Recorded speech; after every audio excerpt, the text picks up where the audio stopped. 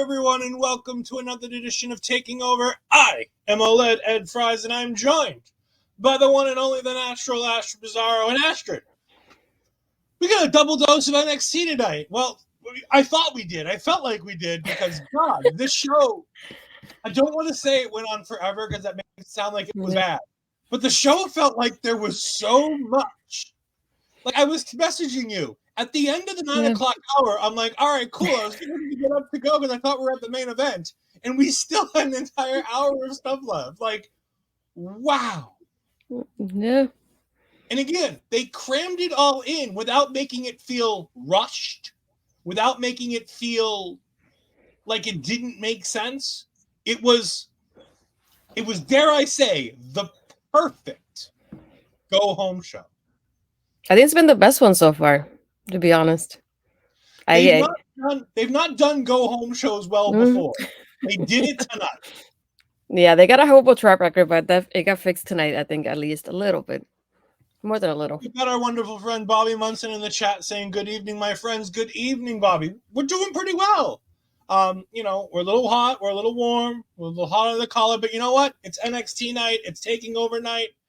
We're here to have some fun. We got Barry Monkey saying, hello, everyone. Hello, Barry Monkey. Hello. Good morning to you, my friend. But let's go ahead and get started with... Do we want to start with the stories of the night, or do we want to start with the fun story of the night? I don't know which one. Let's start with something fun. You know what? I'm going to break the tradition of how we normally do this show, where we start at the beginning and we go through. I want to talk about Assistant Ava. Assistant Ava, the new assistant to the general manager of NXT, Shawn Michaels. Like, I think that this was done perfectly. She has nothing to do. They don't know what to do with her with the destruction of the dyad. Schism. The schism. Dyad, the whole lot. Everything gone. It's all gone. They're kind of doing stuff with Joe Gacy, but they really don't have a plan for that either right now. Mm-hmm. And instead of letting Ava just sit there and just do nothing, they've decided we're going to put her front and center on our television screen and let her just be an assistant to the general manager. We don't need to have Shawn Michaels on TV making matches. We can just let Ava run back and forth and fill that role. And you know what? She's not bad at it. Like, we talked about this where you asked me last week when we were watching the show and she announced the last chance matches. And you're like, did I miss something where she got the power? And I'm like, I don't know. I don't understand how she do. And tonight, I have no idea. People are freaking out. They're like, how can she make matches? I'm like, she didn't say she was making the match. If you listen very closely to what she says, I'm going to go get it made official. So at that point, she was Assistant Ava. She was going to go talk to Shawn, go talk to Mr. HBK, and get the match made. Later on, we see her going ahead and talking to Carmelo Hayes, and she says, it's as good as official. It's not official, but it's as good as official. So again, she's not saying that she can make the matches. She's just saying that she has some level of comfort level with Shawn. By the way, I do think it's funny that you're putting The Rock's daughter in a position to work with Shawn Michaels, where if you go back and you look at your history of this company, those are two men who did not do business together very well. Yeah. Hell freezes over every now and then. I mean, let's put it this way. When The Rock got his hands on a brand new TV show chronicling the story of his life, Shawn Michaels got turned into a black man because The Rock didn't like Shawn Michaels. If you think I'm joking, search Young Rock HBK and you'll see what I mean. Because I believe it, if I'm not mistaken, I believe it was Darren Young who played Shawn Michaels. I agree with everything. I don't like criticizing people, so I won't say anything until you get to a new topic. I'm sorry. I thought it's a nice thing to do for Ava to keep her on our TV screen. I don't think there's nothing wrong with utilizing talent in this way. We've done it for years in the past. Look, Baron Corbin being the Constable of Raw. He was never really in charge, but they just kind of let him be in charge. Now, granted, they blamed him when everything went to hell, which that's bad on WWE's part. But like, I like the idea that she's kind of, sort of got some power, but she's openly saying, like, I'll go get these things done. It's nice. She sounds like me at work. It beats everybody knocking on Shawn Michaels' door every 5 seconds to get matches made. You know what I mean? Yeah, I would call her like an advocate. She's like an advocate right now. She's like, you need it, I'm going to get it done. If not, it won't get done. An advocate, you say? Like an advocate for a bloodline? I don't know. I cannot confirm nor deny anything. The other story of tonight that the internet seems to want to go all crazy for, we'll bring it up now because I'm not going to want to talk about it later. Lash Legend. Woof. I saw the tweet where somebody compared Lash Legend slamming Otis to Hulk Hogan and Andre the Giant. I saw that my dear friend Victor retweeted it. I want whatever y'all are smoking because, my God, if you think one is like the other, even equal to, the tweet shows greater than, and it's wrong. Because WrestleMania 3 is an iconic moment in history, and people will forget about this like they forgot about Bianca until Lash Legend did it tonight. Because this isn't the first time that a no, I seen pictures of both, which I like though. I seen it's like Otis getting lifted or something like that. It's both pictures. Oh no, I like I said, I like the idea, and I'm all for them going ahead and utilizing women lifting Otis as a massive mass.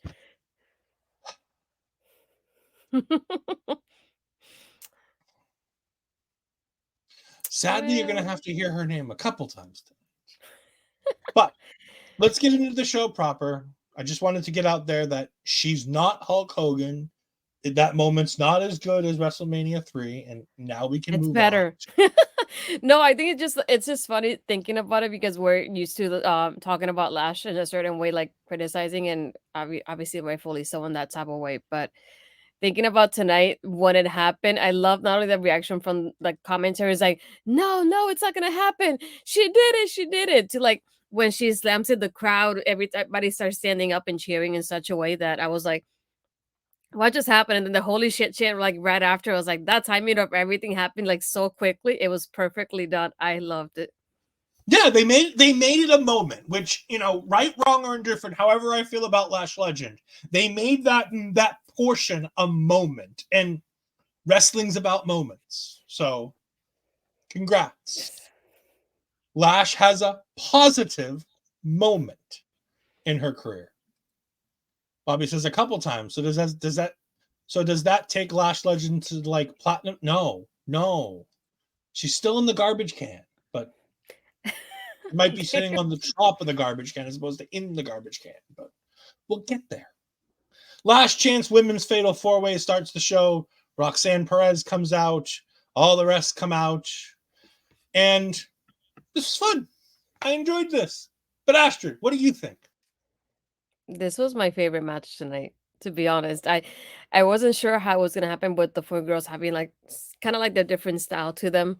But like I said, I've said this in the past about NXT. Whenever they do this triple threats and fatal four ways, I love that there's always something going on in the ring. There isn't one moment that there's like a gap or like a quiet moment or anything like that. And the pacing of this match is incredible. It was always two girls were always in the ring doing something. Something was happening in the ring, outside of the ring, everywhere. And it's like it was incredible. And I have to go back and look at it just to like say it exactly how I said it to you. See, it was around let's see. I said, no lie, this would have been good as the Iron Survivor. Because to me, this match was already so good. I was thinking, how is Iron Survivor gonna compare to this match when we watch it on Saturday? Because I'm just like, this was really good. I really enjoyed it. The girls did incredible. Uh I was like, I love how they have the bits and pieces of we have Roxanne. Roxanne was the one that I saw out the most during the match, but that spot between her and Kiana on the commentary table, the selling in there too, and even the ending with Fallon and Thea too. It was like it had that moment that I was like, sure, which one are they gonna give it to? And then just having Fallon get that moment. I like how this year though with the Iron Survivor, we're getting the girls that we usually don't get a spotlight in most of the match are in this match this time around. So it's nice to see that as well. So I'll get my audio later, but yeehaw, bitch, she did it. Yes, Fallon gets the win. I thought this was great, but again, you talk about Roxanne, you talk about Fallon, you talk about Thea. Let's talk about the star of this match. For the second time in as many matches as hers, Kiana James, the fucking star. She looked great too. Sensation tonight. Now, was everything perfect? No. They had a wonky spot in the corner where she was running at Roxanne, and Roxanne tried to slip out, and Kiana didn't quite know the timing, and it looked a little funky. But you know what? Fine. Everybody makes mistakes. Everybody has a, it's wrestling. Shit happens. Bad spots happen. Every now and then there's a little clunky spot. Overall, her performance level from where she was last year at the Iron... Remember, she was trying to qualify for the Iron Survivor last year. To where she is this year is night and day. She is no longer Kiana James from accounting. She's no longer just a joke that I make to, reference Taryn from accounting. She is a legit, I don't want to say she's a star, but she's on her way. The women in this match, with the exception of Roxanne Perez, who's already great, are getting so much better week in and week out. Fallon Henley, Thea Hale. And I've spent months railing on Thea Hale. She's getting better in the ring. She's looking more realistic in the ring. The matches are becoming better and better every week. This crop of talent in 2 years is going to be so ready for the main roster that there's not going to be enough room with the main roster girls that are already there and the girls that are going to be coming from NXT. There's going to start becoming logjam more than there already is. And yes, we're getting towards the end of the time when it comes to Charlotte and Bayley and Becky. Not because they can't do it or because they won't keep doing it, but because, let's just be honest, there's not enough room and they're going to move to part-time status to continue doing other things with their lives, with the exception of Bayley, who's probably going to stay like a Shawn Michaels or like a Triple H forever in the company, just keep doing and doing and doing. But Charlotte already has her, her mindset towards other things. Her and Andrade were trying to get a TV show. We know we got Bianca and Montez having a TV show coming up in February. We've got Becky Lynch, who has a daughter, who's probably going to want to start taking some time off and going ahead and spending some time with her. Her career was already going towards a mainstream portion. So you can imagine her career is going to start taking less time in the ring, more time out of the ring, off television. So you're going to have a couple spots opening up. You're now going to have to not only contend with, is it going to be Tegan Nox? Is it going to be Natalya? Is it going to be, Xia Li, Piper Niven, Chelsea Green, all these wonderful younger talents? Because Bianca's not going anywhere. Rhea's not going anywhere. The rest of the girls in Damage Control aren't going anywhere, with maybe the exception of Asuka. Asuka may start winding it down. She's getting, again, not that they're getting old, but they've been here a while. They're becoming veterans. They might not be doing as much in-ring time. And you're going to start having Tiffany Stratton, Kiana James, Roxanne Perez, Blair Davenport, and more ready to go from NXT to the main roster.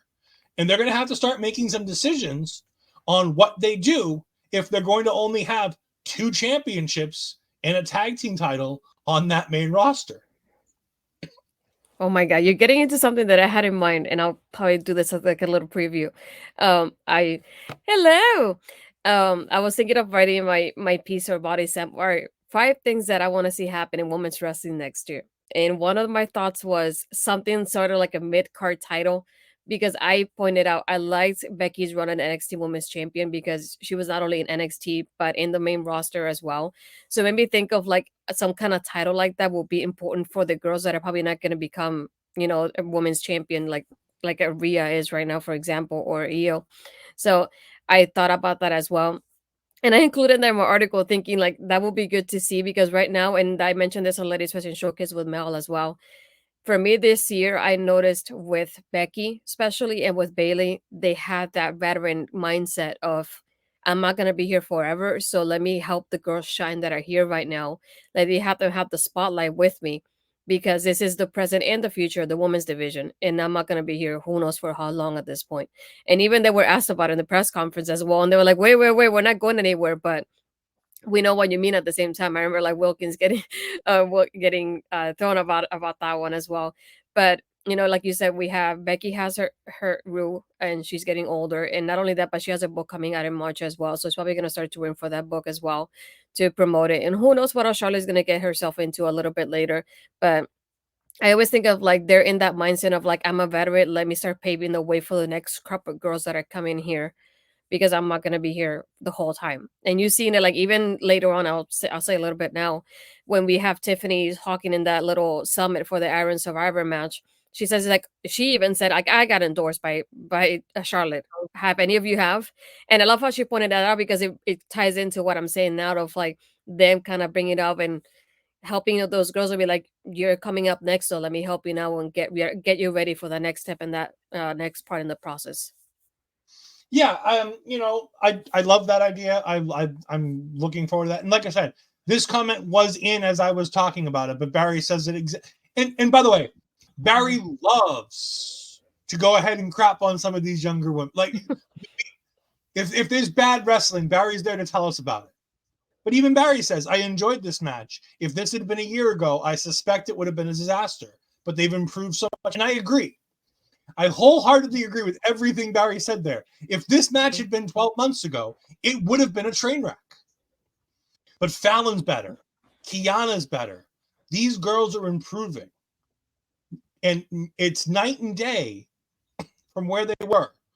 And I still think they need one massive babyface and one massive heel who are old school veterans of the ring to be there week in and week out to go ahead and work with these girls to get them to that next level. But there's a lot of good things happening in this NXT women's division. And there's a reason why it is the best women's division in professional wrestling. That's not all women's wrestling. Like we take Shimmer out of this equation. We take WoW out of this equation. We take, most importantly, Stardom out of this equation. Yeah.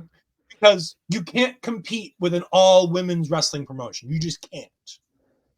But these women get more time than any of the main roster shows give any of their women. And they constantly make sure to give more than one segment, telling more than one story.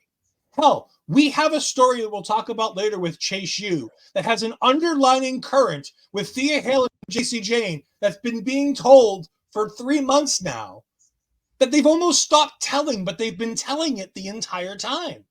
And you saw it again in this match with Thea coming out. And Thea was the one who started doing the hip swivel before JC tonight. And by the way, don't think I didn't notice that Thea Hale's attire was covered in roses. Mandy roses. Just saying. It's not happening, but I'm saying. Just in case it does happen, I'm going to get one more check on my Nostradamus check here. You know, she was wearing roses. Just saying. We have Barry saying, I'm happy to be honest. If it's crap, I'll say so. If it's good, I'll say so. I'm not one of those rose-tinted glasses people because I like wrestling. I agree. I like to be positive about wrestling. I like to try to find the good in what we're watching. But if something's not good, I'm going to tell you when it's not good. We've had shows come on here and been like, NXT do better. Tonight's not one of those nights. Thankfully. We then get Lyra backstage talking up Fallon Henley in the match that she just saw in the Iron Survivor match. And she says that she's going to want to be there, you know, at Deadline. And I'm like, well, yeah, you should. You're the champion. You should be showing up to the pay-per-views. I don't care if you're on the card or not, Lyra. You should be at the pay-per-view. You're the champion. You're not Roman Reigns. You don't get to just stay home. We also forgot to mention while she was watching the Iron Survivor Last Chance match, we had Tatum watching her from the door. And then she notices somebody's watching her. Yeah, they didn't even mention her. She looks over her shoulder and keeps looking back at the show in itself. I was like, when is this gonna happen? The week after the pay-per-view, I'm guessing, because it's not gonna happen at Deadline. Also, I love, in my own little weird way, I was making horror movie references for Astrid throughout the entire show with Tatum Paxley because she was 3 different horror villains all in one tonight. Because the way she was looking through the door in the back, that's the Ring. She looked like the girl from the Ring. Yeah. Later on, we'll talk about what's next. And then the third, I'm going to actually pull up a photo to confirm I know exactly what the Ring attire is. And we'll talk about that when we get there.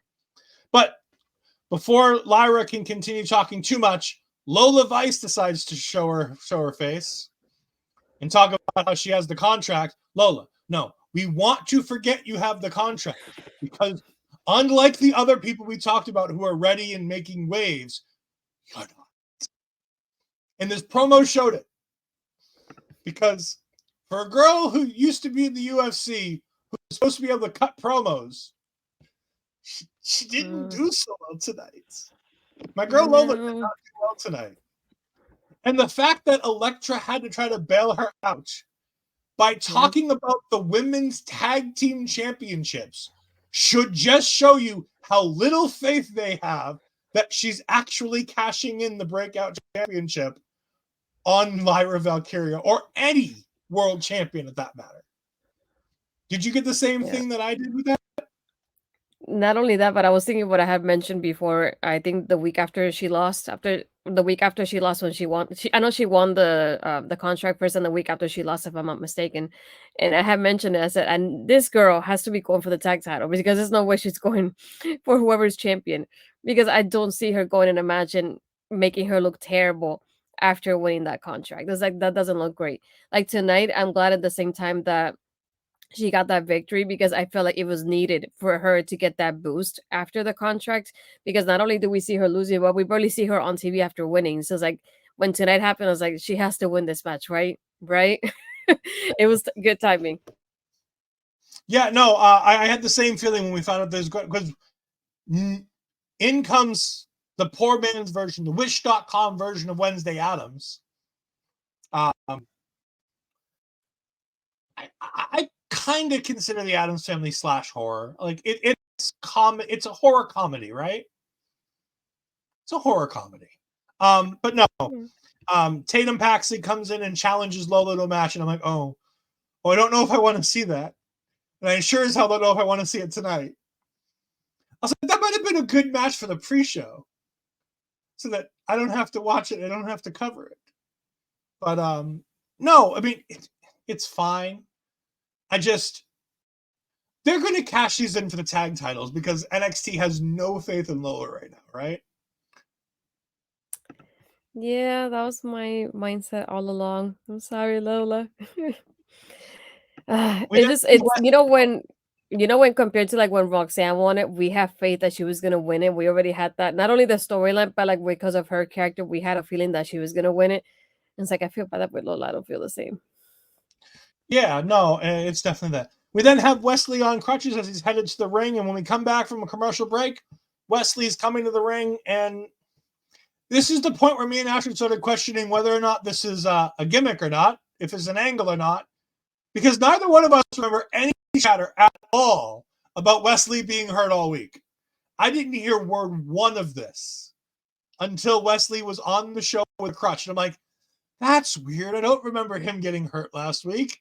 Because normally you hear, oh, he's injured, he's going to be out for 8 months to a year. Normally we hear about those things in some way, shape, or form before the show starts. But he comes out and he says that he was hoping that on this Saturday he was going to hear Alicia's wonderful voice saying, and new North American champion, because he knows that Dominic can't handle the heart of the West Side. But unfortunately, he's going to need surgery. He's not going to be able to take the match on Saturday. And then he's going to have to go away for a bit. And that hopefully he'll be able to come back stronger than better than ever.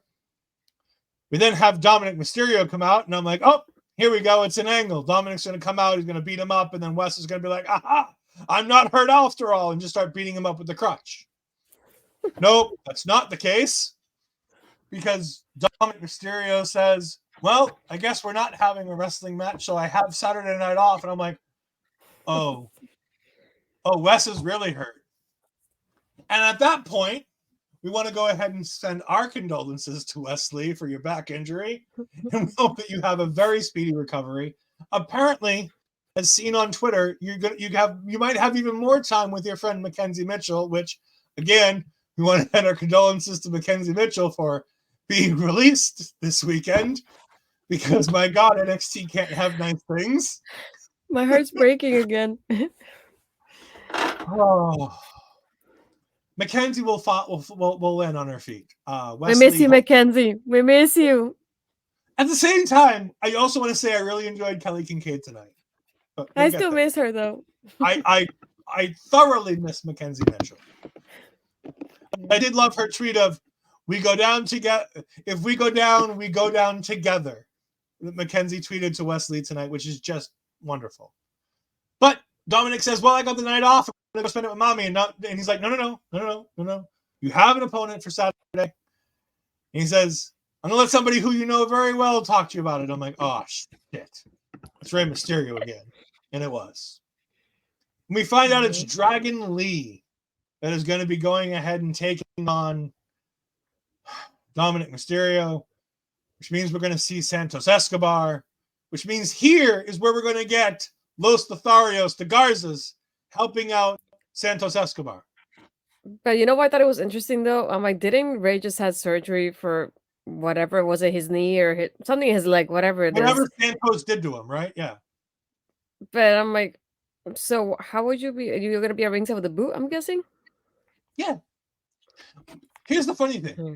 When you have most leg surgeries, once you put on whatever you have to cover it up, you can pretty much do whatever the fuck you want, as long as you don't put pressure on. With wheelchairs, with crutches, like you can literally do pretty much anything. I mean, a friend of mine had hip surgery. Within weeks, he's out in the yard, putting up all the decorations, climbing up and down ladders. Like, it's remarkable with leg injuries, the difference between a leg injury and a back injury or something else. Where, yeah, Rey Mysterio is probably going to be out there on a pair of crutches and be just fine. Yeah. Dom is right. What a terrible thing for a parent to do. Dom is not right. Dom is not right. Dom is never right. He has the most punchable face in sports entertainment. Okay, second most punchable face. You got me there. Oh, Daddy Magic. Yeah. I watched some stuff with Daddy Magic the other day on Twitter, and that man has a punchable face too. By the way, I missed 2.0. I really think they would have thrived in this NXT environment right now. I know that they'd be doing important things as opposed to losing to Orange Cassidy on Rampage. But anyway, we're not here to talk about that. We're talking about NXT. So then Wesley and Dragon Lee get into Wesley and Dragon Lee. No. Dragon Lee and Dominic get into a fight. Yeah. What do you think about this? What do you think about the change of pace? We're not getting Wesley, we're getting Dragon Lee. The only thing first, like you said, I was thinking, I was like, this has to be like him hitting him with the crotch. I'm guessing this is what's supposed to happen because like you said, I didn't see anything about him being injured, him being out, or the match getting changed, canceled, whatever. Nothing like that. So to see that, I was like, this has to be playing possum on Dom, right? That's what's going on. And then when he did, and he's like, oh, I have somebody like to give you the announcement. I thought, okay, Ray. So when Ray done the announcement, I went Dragon Lee automatically. That's all I could think of. And then I thought, I know this is probably not going to happen, but this is a good what if scenario for us Marvel fans. What if, right? Dragon Lee wins. Does he get stripped of the title because it's in the main roster? Because they did it to Paige, they did it to was it Solo as well before. So, is it worth it to really put him in the match if he's gonna end up winning and then getting stripped of it? So here's the thing. I think it made sense for Solo Sikoa to be a heel in the bloodline, so they had to make sure they didn't have the title because they were putting him with the bloodline and they can't have him lose. So he had to look strong. More importantly, they didn't want him going anywhere where Roman Reigns wasn't. So for their storyline, it makes sense. Because Dominic Mysterio has been on the main roster this whole time, and he's been the North American champion for fucking forever. With that 3-day window where Trick Williams was the North American champion, which I miss. Yeah, no. So we have a change for our match on Saturday. Speaking of Saturday, I do want to go ahead and make a mention to it while we have everybody here that we have a fun show coming up this Saturday and this Friday night. Jose on the air. Jose Gonzalez himself is going to be joining us for double duty this week. He's going to be here for the pre-show right after SmackDown, Friday night, 10 p.m. Eastern time. Translate that in whatever time it might be for you. That's for Bobby, that's probably something like 8 o'clock p.m. Eastern time. Same thing with Mel. For people like Barry, it's probably going to be something like 3 a.m. So hopefully you'll stay up with us. Basically, right about the time this show started, it's going to be just before that is when the show on Friday is going to start. And then whenever the show ends on Saturday, whenever deadline ends, we're going to go ahead and take a few minutes to get put together. And we're going to be here. And Jose is going to be here. Double duty for Mr. Jose. We are very excited to have that. It's going to be a whole bunch of fun. We have Bobby saying, oh yeah, Jose is back on screen. Jose is amazing. Everyone go subscribe. And yes, go to Jose on the air. Go to his Twitter. He has his link tree right there. We can go and, subscribe to his stuff. Again, we're going to have all kinds of links for it over the weekend. But he has content with creators, I think it's called. Yeah, content with creation, and he has The new shoot, show I is know it's like called, and my guest at this time. yeah, there you go. I knew something with guests too, and Yeah, I I keep was I forgetting about know it. the two shows, Yeah, and he's at 9 p.m. for me. We're only an hour difference there right you now. go.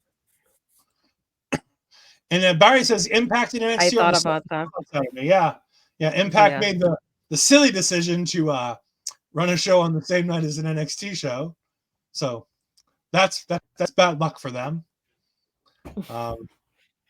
Because yes, their world champion is so good. He's in a tag team match on that big show on Saturday. So I think I'm proving right that Alex Shelley is not a world champion. But anyways, back to the show we're supposed to be talking about.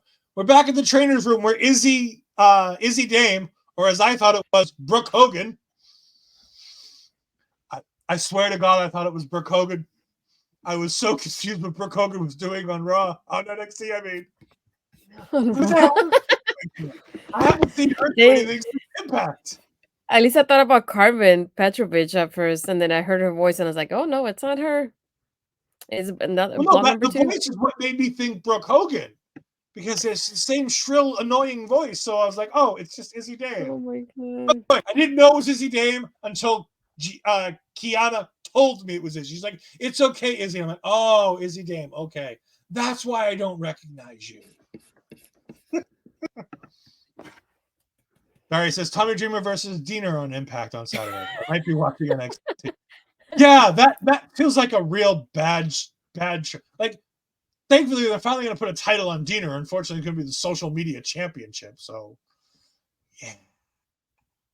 Or worse, they're going to have Dreamer go over with, again, we'll get into I that was later. gonna say that wouldn't surprise me. We then get a brawl when Kiana says that she's going to make sure that she takes it to Roxanne the next time she sees her. Of course, Roxanne's in the same trainer's room, so they try to get into a fight, but everybody stops them. And then, again, Assistant Ava pops in and says, you know what? You guys want to fight? I'm going to go ahead and get this made official. And you know what? I'm down with Assistant Ava. She looked great getting tonight. things done. Her red hair, you know, that little strips of red in her hair looked fantastic tonight. Great job, Ava. But yeah. Oh boy.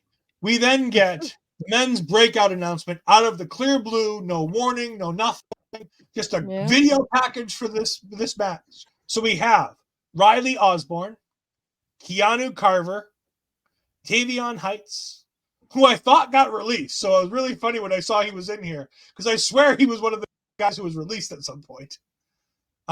Dion Lennox, our man Luca Carusifino is going to be in here. He's one of my 3 picks to win this tournament, because we also have Miles Bourne, the deaf wrestler who I'm very excited to see performing here. And Randy Jr. Trey Bearhill, the potentially most problematic wrestler in the thing, based on the gimmick they've given him. If he has Native American heritage, he'll be fine. If he doesn't, oh boy, NXT, you might have done bad. How do you have Eddy Thorpe, but then you have him on the other side? Now, mind you, Eddy Thorpe brings up the fact that he's Native American, but at least he doesn't dress like Tatanka, like Trey Bearhill is going to do. And then, my absolute favorite, I didn't even know he was still here. I thought he got mysteriously released. One of my favorite men in the world, Obafemi, is back. Yes! I want Oba to win this whole thing. He's not going to. He's going to lose, most likely to Miles Bourne in the finals, is what I'm guessing. Nope. But if Ilya wins this championship, if Ilya wins on Saturday, I wouldn't be surprised to see Obafemi as a challenger. I wouldn't be surprised to put the men's breakout on Obafemi and have him challenge Ilya and lose. Like, I'm sorry, he's going to lose, but I still think it would be really fun to watch Ilya Dragunov try to throw Obafemi around. Because it's going to be a whole lot of fun to watch Obafemi throw Dragunov around. But again, we might be getting too far ahead of ourselves, but Obafemi is back on television, people. Also, yay! One thing, not hide nor hair of Lexis King in the men's breakout tournament. That's true. What do you think of the tournament? What do you think of the people that were announced here? I like that. At least we know some of them from like bits and pieces. Yeah. Because I don't like it when when they have most of the people that we don't know and don't even try to introduce them beforehand. So it's like that bothers me because I'm like, who am I supposed to cheer for? Who am I supposed to boo? Who's the face and who's the heel? I'm not gonna find out until the match happens. And we don't have backgrounds on them either. I prefer getting a background on them. Like I would have preferred like this tonight, and maybe some sort of profile next week on each one of them, and then the week after starting it, something like that. So I can be like, oh, I'm gonna cheer for this one for sure. I know at least Luca, I know we've seen before, and Miles we've seen before in Oba. So I was like, that made me feel good. 'Cause I'm like, I want one of those three that I've seen already in a light to like be able to get towards the finals of this. So like the other ones, I just want to see what the characters are like, and I'm interested, like intrigued to what they're like, especially Trey because I don't know how I feel about that one yet. I just have to do some research. As long as he's Native American, now mind you, just because you play a Native American character on TV doesn't mean you have to be, but they just have to be careful with how they do it. Like he didn't outright do anything bad tonight, but it showed signs of, oh God, they're leaning into a Native American character, and that can be problematic. Not that there's anything problematic about being Native American. It's having people who aren't Native American poorly portraying Native Americans is problematic. Is probably more how I should probably word that. You get what I'm saying. Exactly. Yeah. People know. We have Barry Monkey saying new wrestlers should wear top saying heel, phaser, dodgy stereotype. Oh, that's a perfect word for it. Trey Bearhill may just be a dodgy stereotype. But no, like I don't even have to know if they're heel or face. I just want to know something about them. Like Luca in his like 40 seconds, like told us like, look, I'm a lawyer, and he's like looking all dressed. I'm like, okay, you're a dickhead. I get to root against you. Obafemi is probably going to be a heel that everybody's going to cheer for. No.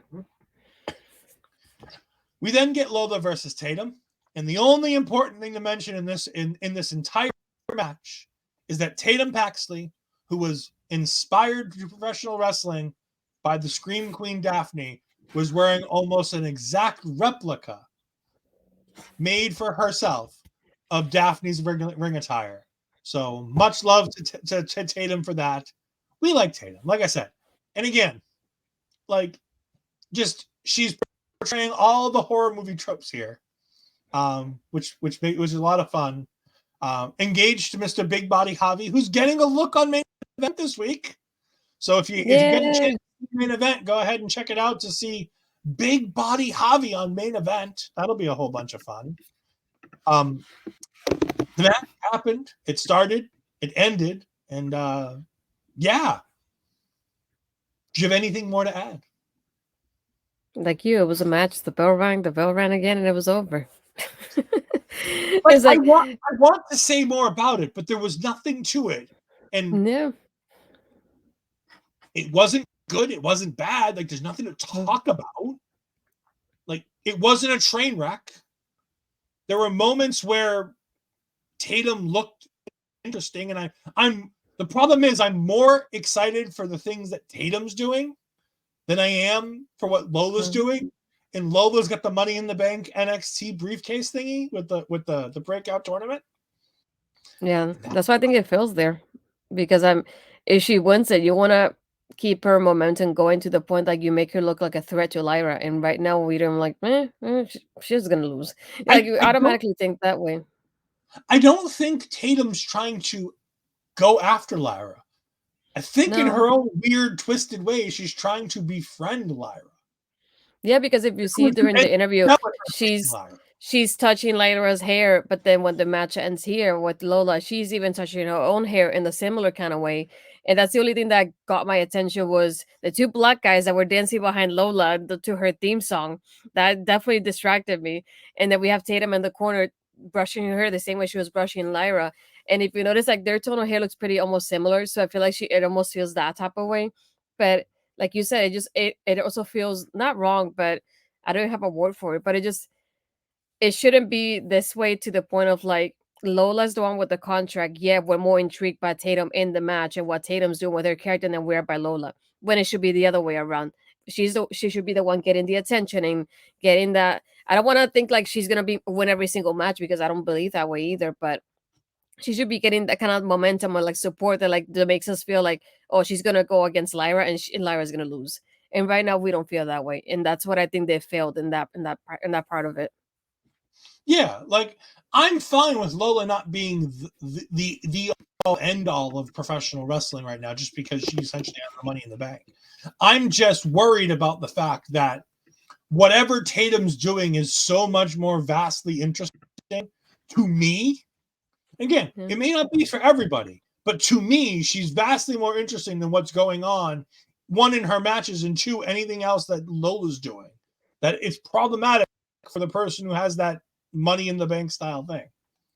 Barry says it would be nice if before these matches there was a caption on the screen. If you want to go to the bathroom, now might be a good time. No, we're not getting back into the women's matches or bathroom breaks. No, bad Barry.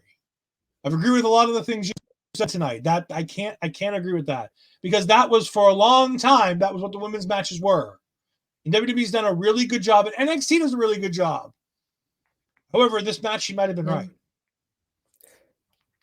Anyways, speaking of bathrooms, segue. We got Axiom and Nathan in the bathroom talking about fighting each other and how Axiom thinks that Nathan got what he deserved. I still don't understand how everybody's like attacking Nathan and saying he got what he deserved. He didn't do anything wrong. If you presented me with Ilya Dragunov's life or Baron Corbin's life, I'm choosing Baron Corbin's life. Like, he didn't even say that what Baron Corbin said was true. He just goes, look, if you look at the two lives, living alone and being the champion and being away from your family, or having your family there and having money, big house, and apparently, as Ashton says, a hot Latina wife, then like Baron's kind of got the good stuff going on, right? Plus, if I'm Baron Corbin, I get to make all kinds of meat. I get to feud with Chef Reactions. Like, it's a good life for Baron Corbin.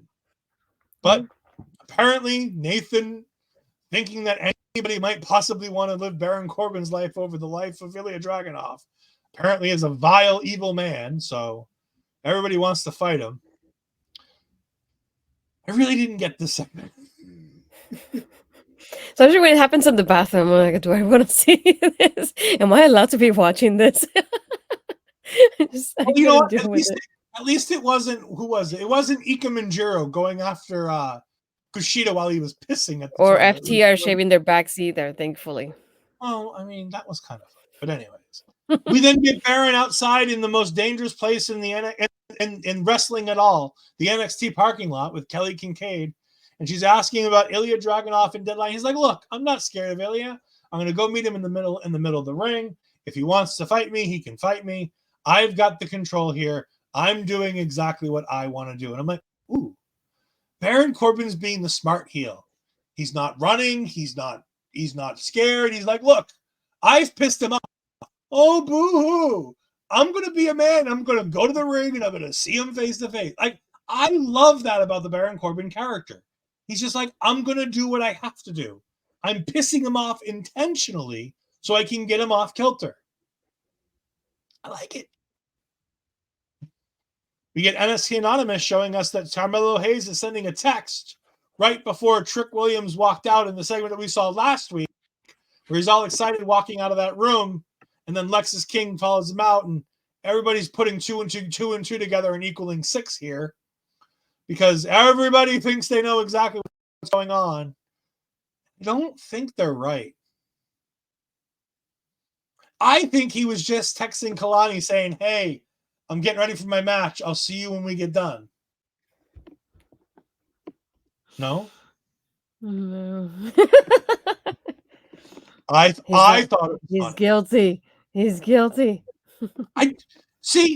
I thought that until a segment we'll get to later. And we'll leave it there, because there's a segment we get to later that I started to think that I've been wrong about this whole thing from the get-go. But we have Joe Gacy after this video package plays behind commentary, and he pops his head up and starts yelling, Vic, we love you. Which we're right. We do love Vic. Like, Vic's I'm like, not as good as he used to be, but we still love Vic over Booker. I was saying, does he sound like me when I met him? No, I'm kidding. I didn't say I love you. But it's like, I feel like he was looking too much at the fangirls, and that's what it seemed like to me almost. It's like, I didn't say I love you, but I said I like your work a lot and the schism, but still. Yeah. We then get Alpha Academy coming out, and after that, we get Metaphor entrance. And all right, here's what we're going to do. Hold on. We got Barry Monkey saying, it would be better if conversations between wrestlers in neighboring toilet cubicles with occasionally straining noises, wind breaks, and it'd be funny.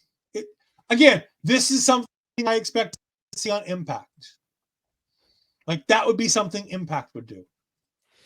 Oh, I mean, or Raw when Vince McMahon used to run it in the early 2000s. Because yeah, I was gonna say I'm gonna steal a word from Mel. It smells Vincey. It smells Vincey to me. remember, Vince McMahon pissed on Jonathan Coachman for a laugh on Raw. Yeah. Anyways, Lash Legend slammed Otis.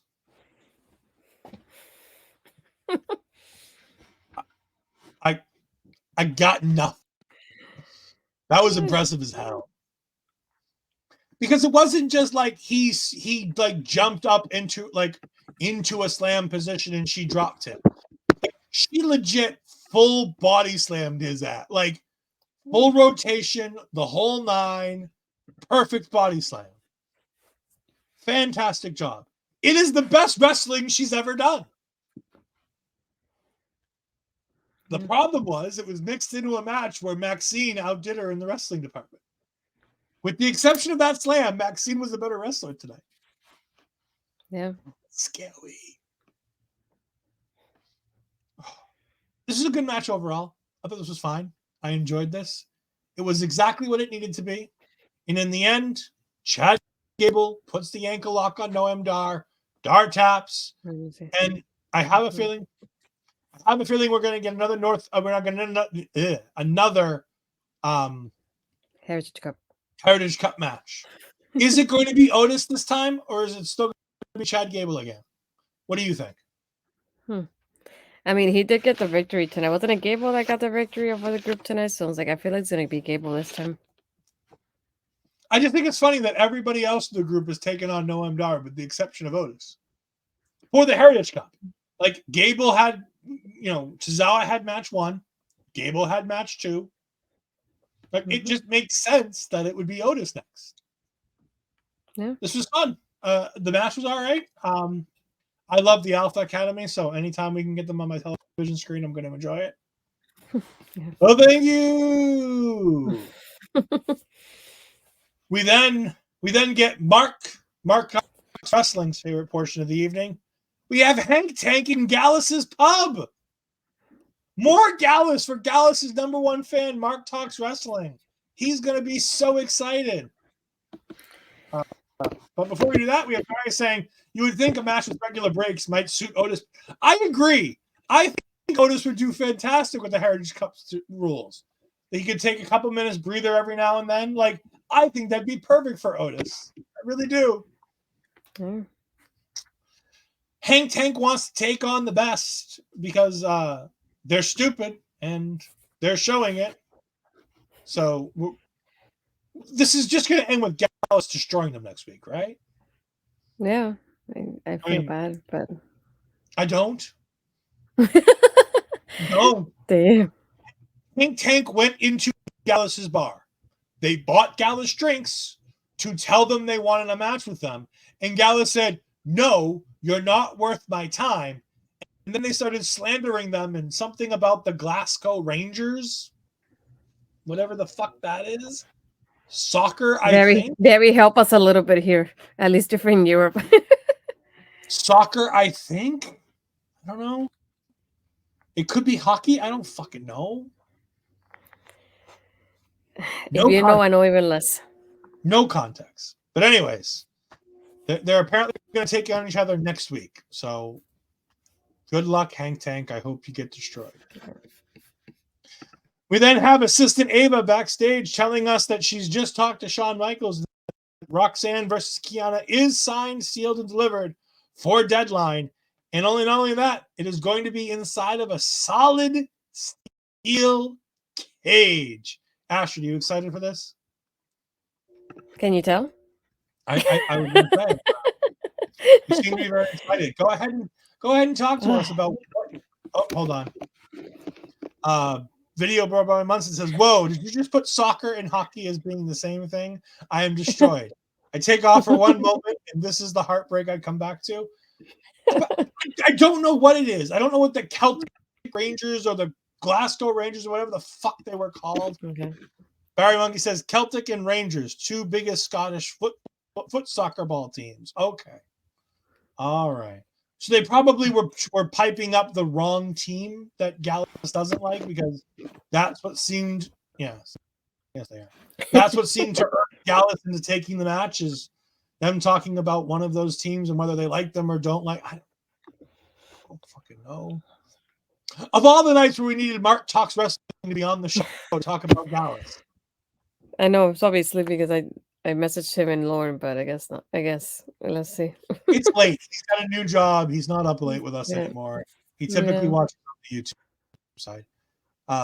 But he says he personally prefers Hearts. Hearts is a great game. I love playing Hearts on the card game. It's fantastic. We're not talking about card games. We're talking about wrestling and apparently soccer. But we then get to the Women's Summit. And Astrid, I'm going to let you go ahead and talk about this because you had a lot of fun with this. Like I said, I was waiting for the brawl to happen when it started.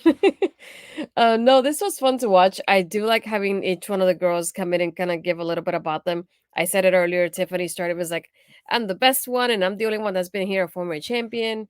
And I like her. She mentions her endorsement from Charlotte there too. I was like, basically nobody can compete with that part of it. And then Lash being like, "No, I'm the athletic one." And then they jump into Kalani. I like how Kalani tells Lash, she's like, "The rookie can even take you to the cage." And then she's like, "Nah." And then this back and forth. And my favorite part is when Fallon just says her quote, and then she turns around and just goes, "Yeehaw, bitch," and just like chops the heck out of Tiffany and starts the brawl. Brilliant. I loved it. I'm waiting. I'm trying to see if I can get the audio because I love this so much. Yes. I loved it though. I guess you can tell. Yeah, this was a segment. Kalani Jordan had a big thing in here where she talked about how none of the other people that have been in the Iron Survivor, so that apparently gives her an advantage. I don't know why. She talked about being a gymnast and how that gives her an advantage, to which Tiffany Stratton gives a very valid thing of, "I was a gymnast too, bitch." Mm-hmm. And to which Kalani goes, "Yeah, but we'll see." I'm like, Tiffany Stratton was on the fucking U.S. national team. Like, she wasn't an Olympian, but she was on the national team. Kalani, I don't know who the hell you are, so I know you weren't at least on the national team. So she has to be better than you at that. I like how they talked about how, Tiffany Stratton was the most, she had the most accomplishments. And I'm like, wasn't Blair Davenport the UK women's champion at some point? Like, I know worldwide she has way more championships than any of these girls because of her time in Stardom, because of her time in all of the independent promotions. Like, all of these other girls are WWE creations, essentially. Like, I know Fallon Henley's wrestled on the Indies, but Lash Legend is a WWE creation. Kalani Jordan, I think, is a WWE creation. So the only difference is that we have obviously girls like Tiffany and you said and Kalani who have a gymnast background, and then Lash having her basketball background and that kind of athletic background. And then, like you said, Fallon had been in the industry before because she was in AEW Dark way before she was in NXT. And even Tasha Price, I think it was their name when she started here. But I like it. I'm like, if Blair were to talk about everything she's done, she would have a longer list than all these girls. And obviously, she doesn't get to say it on TV. She'd have a longer list than all of them combined. Yeah. If they and it's like this would have been a good time for like her to bring it up. I know she can't, but this would have been a great. We'd be like, "What are you talking about? I am this champion, this champion, this champion, this champion." That would I love to see that response to from her, but obviously we can't. So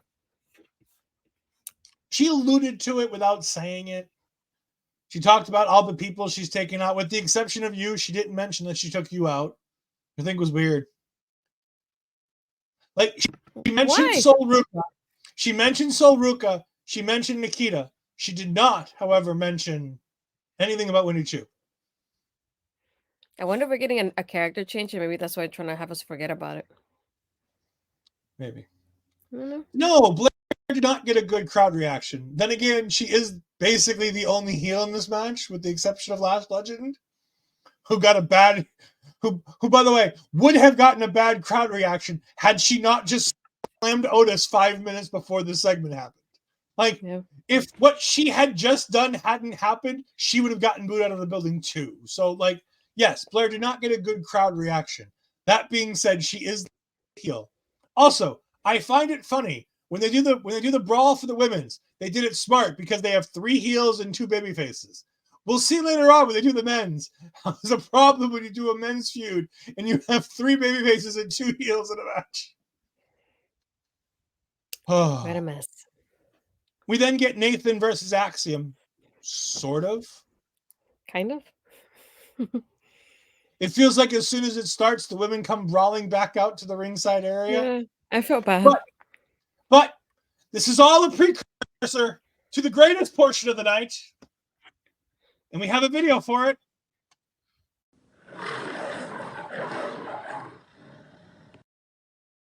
Yes, the lion roars again. I spent at least 45 minutes making that this afternoon. I was wondering what graphic is he going to use? Before I even knew she was coming back. It was literally just because she was on TV last week, and I was like, and Ashley was like, hey, you should make something with Nikita for when she comes back. And I'm like, all right, I'll just throw something together today because it's fun. Look, I got the first draft at 5:13 p.m. So I can tell you it was done before the show started.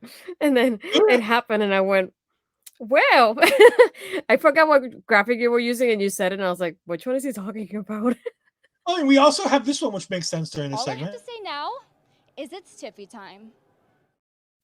But no. I was bringing up the fact that I made the wonderful new Nikita Lyons graphic.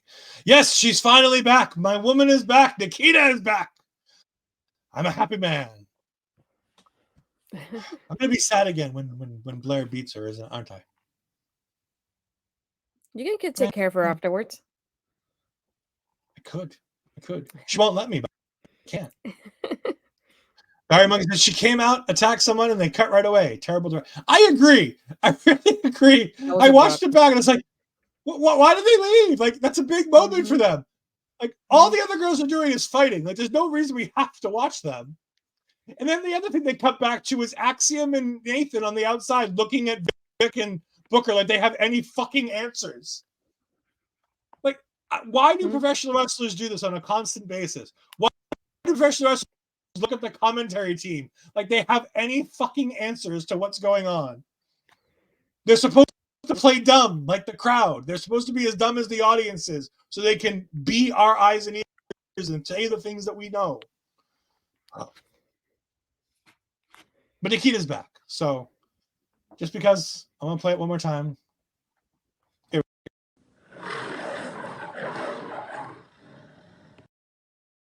Yes. Let us know if you like the moving pictures or if you want it all as one static graphic, because I technically made 2 versions of it. One where all the pictures just sort of stay there, and one where the pictures move. So let us know. But I wonder now, though, how do we get Nikita costing Blair this match, and then we get her and Blair, and then we get afterwards her and Sol, and then Wendy's the main event? I don't get enough. No, Wendy's absolutely not. I mean, not the main event, but I mean the last one out of the victims, to put it like that, to like go after her. I was trying to look for a good graphic, but I don't find it. That's if Wendy's still here. Yeah, see. We then get a Chase U segment. And Ashley, we'll let you talk about the Chase U segment here. I do love, though, how they try to imitate it like it's a news press conference with like the headlines at the bottom changing every time Andre says something different. I do love the way he even talks about it. He's like, well, there's a guilty person. And I like when he says that there's somebody like that basically did everything here. and they kind of start pointing the camera at the students. So like we kind of think like, oh, maybe it's gonna be a JC, maybe it's gonna be Thea. We get the kind of idea that that's gonna happen, and it doesn't. And he's like, well, it was just me. I was just gambling to the point that I used my personal finances, and when my money was done, I started using the ones from the school. So now there's no financial aid available for the students. Were in academic probation, and then I like when Thea goes, "But how much do you owe them?" And he goes, "Hundreds of thousands of dollars." And like to hear like everybody as a crowd just reacting to it at the same time, and he's like, "It's a loan plus interest, so it's a lot more than I think it is." And he just literally went after the university assets after using his personal stuff. And I like the back and forth like we had, like from like I said, from like the headline at the bottom to him to the students. And even at the end, one of the students like, well, maybe we can kind of raise the funds for you, maybe a car wash or this. And then Duke is like, I'm not selling my trophy though. That's the only thing I'm not doing. And we have Riley, who's the one that got announced for the breakout tournament next week. He starts talking about maybe you should give us a class on personal businesses and personal finances. And Thea is just mesmerized by the accent because I was too. How about you, Ed? Did you like the accent? I know you didn't. You're muted. Okay. Oh, give me a second. I was trying to fix something on the back end. Every time I keep doing it, you kept coming to me, and I'm not ready yet. It was fine. I thought it was a good segment.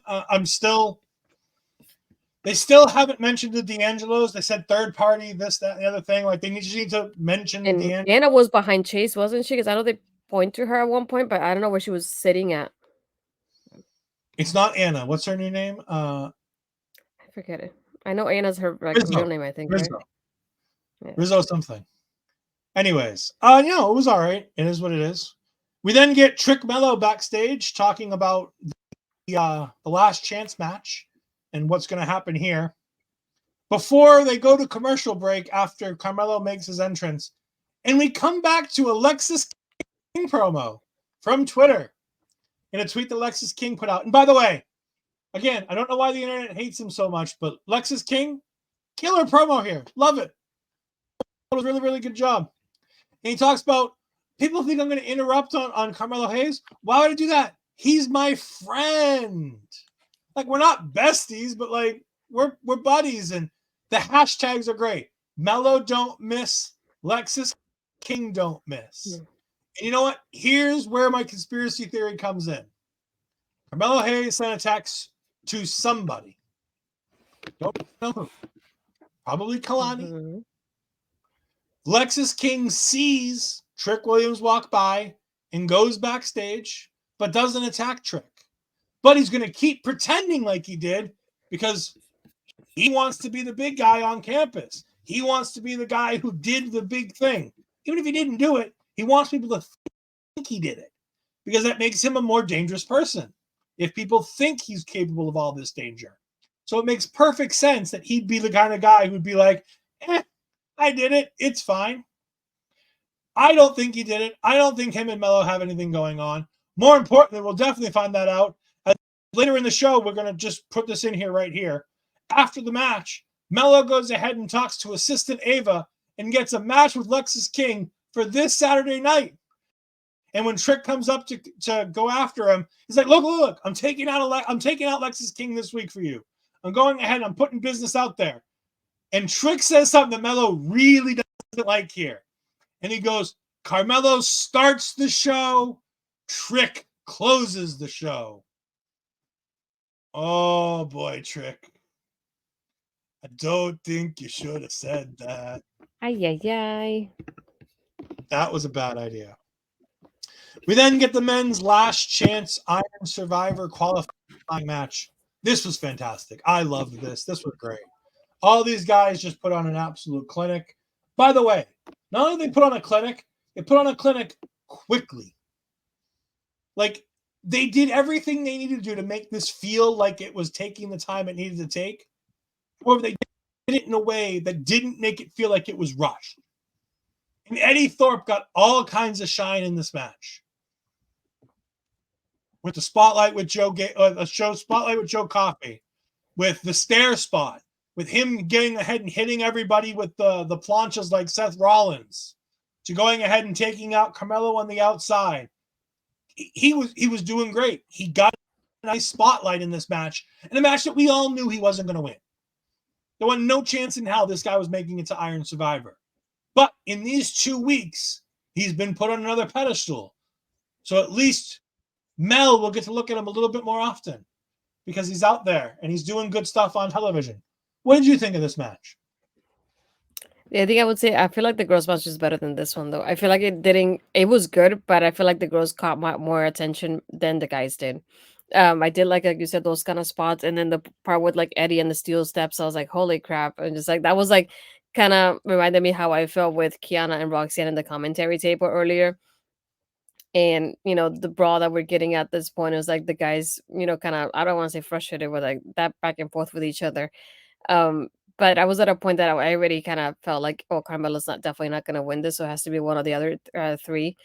And I had a feeling like Coffey was not going to win it, so I had that back and forth there. But I love seeing Tyler winning the. Yeah, Tyler wins. He starts to cut a promo.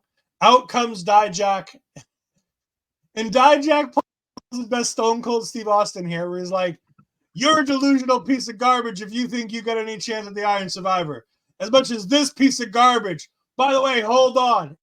He goes ahead and kicks Eddie Thorpe as he's being carried back by the medical people. Mwah! Chef's kiss, Dijak. That was fantastic. He then gets in the ring. Everybody else starts coming out. They all start yip-yapping at each other. A brawl starts. And this is my favorite part. Trick Williams starts brawling with Dijak. Not Joe Coffey. What's his name? Braun Breaker starts brawling with the other babyface in this match. Josh Briggs. That's the one. Sorry, Josh Briggs isn't going to do nothing in this match either, by the way.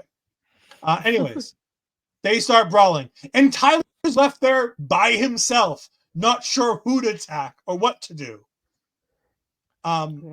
That's why it's always better when you have more heels than baby faces, because heels can like both attack each other, because it's weird when two baby faces attack one heel. It always just feels weird. But that was the end of that segment. We then get Baron Corbin and Ilya Dragunov in the ring. And all I have in my notes for this is 3 fire emojis, because this was fantastic. I loved this segment. Ilya wants to start, and Baron's like, "Look, I'll start because we'll let the champ go for the last." Champ is like, "No, I want to go first." And Ilya has this great, wonderful plea, and Corbin's like, "You know what, Ilya, you say all that, but you know what? You're mad at me, but you should be mad at yourself, because you could have brought your family to the States. You didn't have to leave them behind. You're doing to your son what your father did to you." And I was like, ooh, that's not nice, Baron. That's not nice, Baron. But it's such a dickhead thing to say that it's so great for Baron. He just keeps gnawing on that one little bone. He has that one point, and it starts irking Dragunov more and more. At one point, he throws the chair. At one point, he flips the table. He starts taking off his jacket. He takes off his tie. He's going to get ready to take off his shirt, and he tries to calm himself down. And Ilya goes, "Baron, I have to calm myself down, because if I take you out now, there'll be nothing left of you come Saturday." And Baron's like, "You can do what you want. I ain't scared. You want to fight me now? Fight me now. You want to fight me then? Fight me then. I don't care. Because at the end of the day, I'm going to win the championship." And he just keeps gnawing and digging at Ilya. And Ilya gets so angry that he gets up and you think he's going to finally attack him. And he grabs him in this weird looking hug. So that Baron's hand with the microphone is right next to Ilya's mouth. And Ilya goes, "The only person who can put the fire out of the dragon is the dragon." And he backs up and he just starts laughing at Baron Corbin.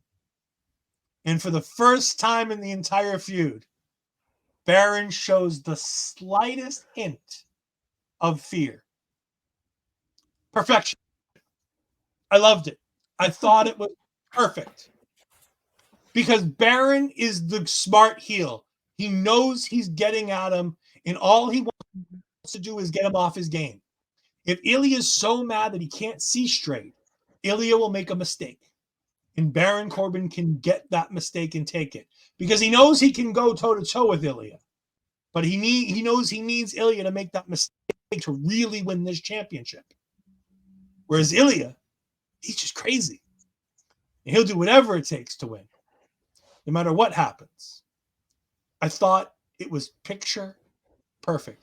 And Baron Corbin showing just that ounce of fear for a moment is all you need.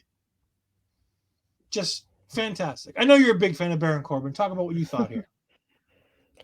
Well, it's like the two different aspects. I love like from the character's point of view. I love how at the beginning, I think it was after the girls match, you get Dragunov coming in and he has a championship in hand and he's walking into the venue and he looks already upset. Like he looks already pissed off. Like that's the mindset that he comes in like focused and fired up on this. And then you get Baron Corbin who's like kind of like cool, like, you know, I know what I'm doing. I got a plan and it's working and it's fine. And to see the polar opposites and then to see that kind of like change a bit in during this segment is incredible to think about because you still get that continuation of Dragunov being fired up. He said like he's throwing like the table and the chair and everything. And then Corbin's like, I got this. Like I got a plan and it's still working as you can see. And then when Dragunov does a little hug and he talks to him the way he does and he says that, to see that change of like from being pissed off to like being focused and Baron Corbin being from like cool, calm and collected to being like, oh shoot, what did I do? It's just incredible to see that sort of change happen through the whole night for both of them because we see it from the beginning of the show to now to the end of the show. And yeah, I just love this interaction. It was like incredible. And these two together, I know this is probably gonna be like a one-time thing probably, but it's been so great seeing these two together. I love the back and forth they had with each other and how they found something about like the way that Corbin finds something. He just keeps going at it. It reminds me of my brother when I was younger. When he finds that one thing, that one weakness, that's the one he's gonna go for. So yeah, just thinking about that, I was like, Baron is doing incredible here. It just I love what he's doing in NXT. It just I want him to stay here a little bit longer because I'm loving this so much. Yeah. And again, before we go over the card for this weekend, I want to go ahead and play the calendar of all the things that you can see here at our local establishment for the rest of this week. You got me hypnotized. Look me out of myself. You got me hypnotized. Whoa. I can see, I can hear, going crazy for the light. It's got me hypnotized.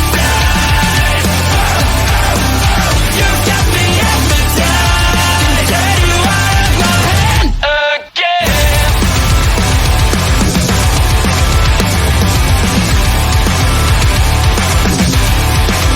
Is it wrong? Is it right? It's like I've won my final war without a fight. So yeah, those are all the wonderful places that you can find us this week. And again, want to go ahead and say it before we start talking about everything else, that you can go ahead and find our preview show this Friday night, right after SmackDown goes off the air, with our good friend Jose on the air. Jose Gonzalez himself will be with us there, and you can find his Twitter right there. Friday, 10 p.m. Eastern Time.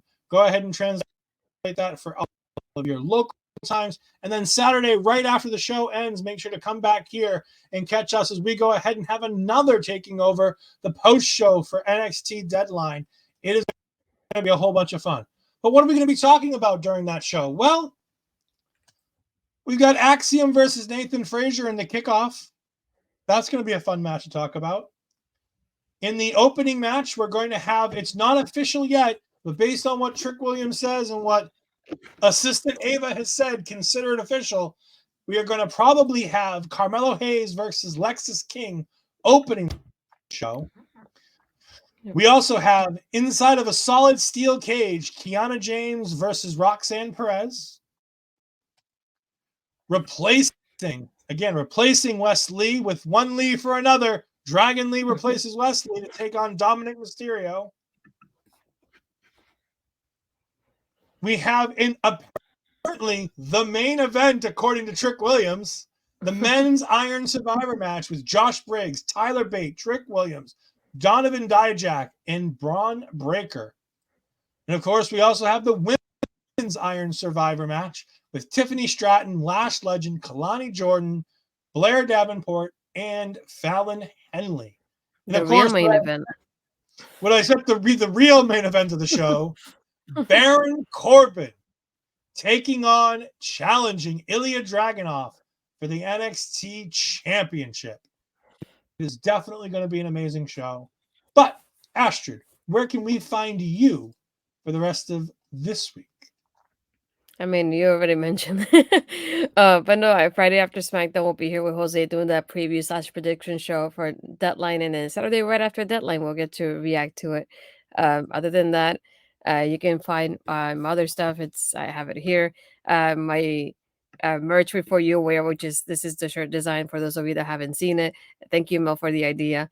And for those of you that haven't checked it out yet, if you scan the QR code, I also have a link as well. If you shop at Debbie Shop with my QR code, I just get a percentage off of that, but your price doesn't change. Just a heads up on that. I know we had Ladies Wrestling Showcase last Friday, so we're not gonna have it this Friday. But we talked about the women to watch out for, which I mentioned a few from NXT during that show as well. But as you can find it there, you have my Twitch, my YouTube. You can find everything else there. My Twitter and Blue Sky, I keep thinking which one. Astrid Pizarro, and then Instagram and Threads, Astrid Pizarro 20. Yeah. And of course, yes, Barry Monkey, Dominic versus Dragon Lee. One Lee for another, as Wesley is unable to compete. Dragon Lee will be challenging, and I think potentially winning the North American Championship from Dominic Mysterio. But we'll get to that on Friday when we start doing predictions and previews. However, you can go ahead and find me on the Twitter at EdFries12584. You can find me on the Twitch at twitch.tv/EdFries2002, where you can see a simulcast of all of the wonderful content from our local establishment that I do. And you can also find me doing some of my gaming content, as I have a little bit more time on my hands right now as I sort some things out. But you can also catch me. No more Wrestle Draft for the moment. For the moment, there is no more Wrestle Draft. We'll see what happens with that. But you can find me, like Astrid said, like I said, this Friday, this Saturday. We got all kinds of good stuff going on. But make sure that you go ahead and check out all of the other wonderful shows here at our local establishment as well as we go. But for myself, for Astrid Pizarro, make sure you see us next week, and we will see you next time. And remember,